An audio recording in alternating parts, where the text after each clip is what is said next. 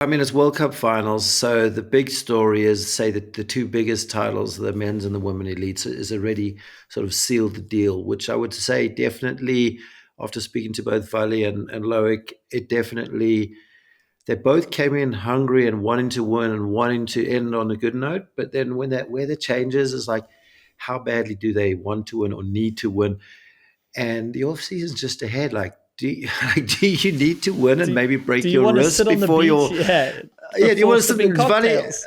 Vali said, do I want to sit on the beach with a cast or do I want to be able to swim? And I was like, when you're having those thoughts creeping into your head, yeah, you're not going to race the same. It's No, impossible. it's But she's kind of, impossible. It's and impossible. Loic's just flat out um, disappointed, like not actually, because he did say he backed it off a bit, and but he did come into the week wanting to go for it, and especially when it was dry the previous 2 days, he's like, yeah, and you could tell he was definitely one of the quickest guys.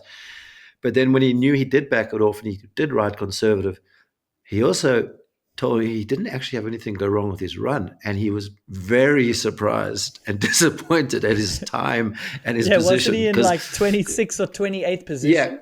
because backing it off, he maybe thought he'd be like sixth or eighth or seventh or 12th, but he ended up 26. So he's like, "Ooh, I've got."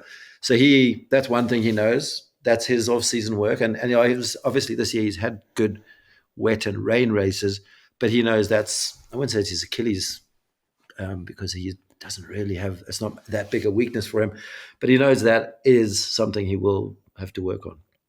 Yeah, I saw that coming. Is a rider like Loic needs the pressure to sort Yeah, of perform, So now he's got to fabricate that pressure. Okay, I don't want to go into the off season getting smoked or whatever. And in the dry, I guess it's pretty realistic. But he is also such a methodical rider that those conditions, you can call them a weakness. If I was him, I would sort of stop talking about it because it's like a self-fulfilling prophecy. But he he's does just talk like about it too such, much. Yeah. yeah, he talks about it too much, but I understand why, because he is that a champion mindset is never satisfied.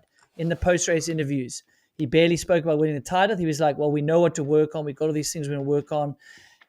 I'm scared for the field because now he goes in the off season with this like, okay, I won the title, but I know I want to work on these other things. Like that's quite a good bit of like kick in the arse motivation.